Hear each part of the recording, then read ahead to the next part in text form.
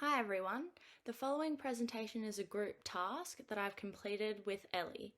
In this video, we will be discussing topic number 5, that is the so-called digital divide, including the effects of high-priced communications technology, as well as the benefits this divide poses for wealthier countries and how developing countries are overcoming this disparity.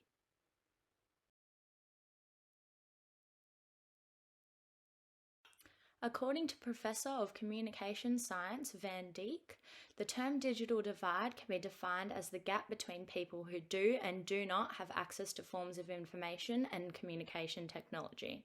Such forms of technology include the internet, computers, smartphones, and other digital technologies and softwares, as well as emerging advanced technology like AI, robotics, and nanotechnology.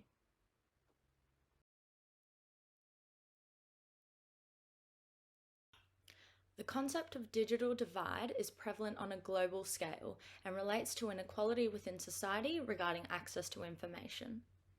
The Chief Digital Officer of the United Nations Development Programme, Robert Ott, affirms that around 60% of the global population has access to online services and information, the majority of which reside in developed countries. Digital inequality is generally experienced by developing countries, with only 1 in 5 people in these countries having access to the internet, according to the Digital Officer of UNDP. The UN's Under-Secretary General and High Representative for Least Developed Countries asserts that the fast-growing technology gap between developing and developed nations across the world has contributed to the significant issue of social inequality. In a world where technological advancements are geographically concentrated, least developed countries, otherwise known as LDCs, are excluded from the advantages associated with technology and innovation. Not to mention the various challenges LDCs already face, including social, economic, and political issues, such as poverty, poor education, sustainable development, and a lack of resources.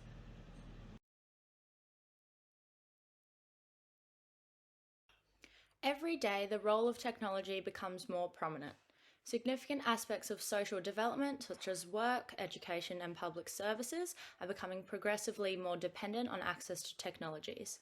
Consequently, the countries that have access to information technologies have an advantage when it comes to innovation and human development, and unfortunately, those that do not are getting left behind. The favourable side of this digital divide revolves around developed nations.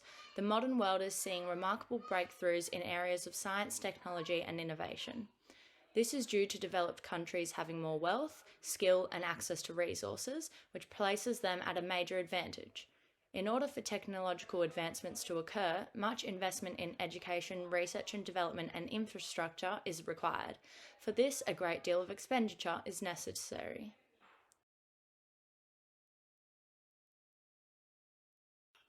The pie chart labelled Infographic 1 illustrates the world's economy, measured by GDP per country in 2019. 8 of the 10 countries with the highest GDP are developed nations. Again, Infographic 2 illustrates the world's most innovative countries, all of which are developed nations. The UN's Technology and Innovation Report 2021 states that emerging technologies, known as frontier technologies, equate to a $350 billion market as of 2018. These technologies consist of 5G, AI, robotics, gene editing, nanotechnology, solar PV, drones, 3D printing, IoT, blockchain, and big data. The report specifies that the United States and China are the 2 main producers of these technologies, holding 30 to 70% ownership. Ultimately, it can be concluded that there is a direct correlation between wealthy countries and the use of advanced and emerging technologies.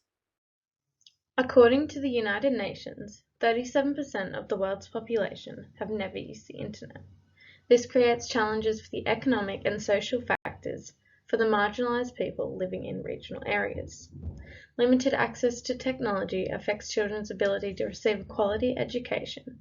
This further contributes to fewer opportunities for higher paying jobs. Education, work, and public services are all heavily reliant on technology. Hence, the United Nations have partnered with governments and affiliations that have recently put in strategies for closing the gap. A newly established United Nations entity, the Technology Bank for Least Developed Countries, has begun since 2017 and aims to promote and develop sustainable activities and businesses. This is done by assisting in the development of utilizing more appropriate technologies that can assist in providing a higher rate of economic growth. The lack of high-speed connectivity in low-developed countries is an issue that is being mitigated by Amazon's Project Kuiper and SpaceX's Starlink. Recently, they have placed thousands of satellites into the orbit to fill the gaps of internet shortages in the world. This will boost connectivity and allow people to have better connections to other resources that can further enhance their economy. Additionally, the United Nations International Children's Emergency Fund has partnered with the International Telecommunication Union and has focused on Giga. They aim to have all schools in Giga connected to the internet, and they also promote digital access for refugees. There are also other initiatives partnering with the United Nations that focus on having the whole country online. This is done by providing digital banking, governance, education, and healthcare services, creating greater opportunities for those living without technology. The fast-growing gap of access to technology between the developed and developing countries is continually increasing, and strategies from the United Nations are aiming to mitigate this divide that is causing great social inequalities. The developed countries are able to develop and innovate new information and produce higher quality services to their communities, and this provides an advantage to their economic growth.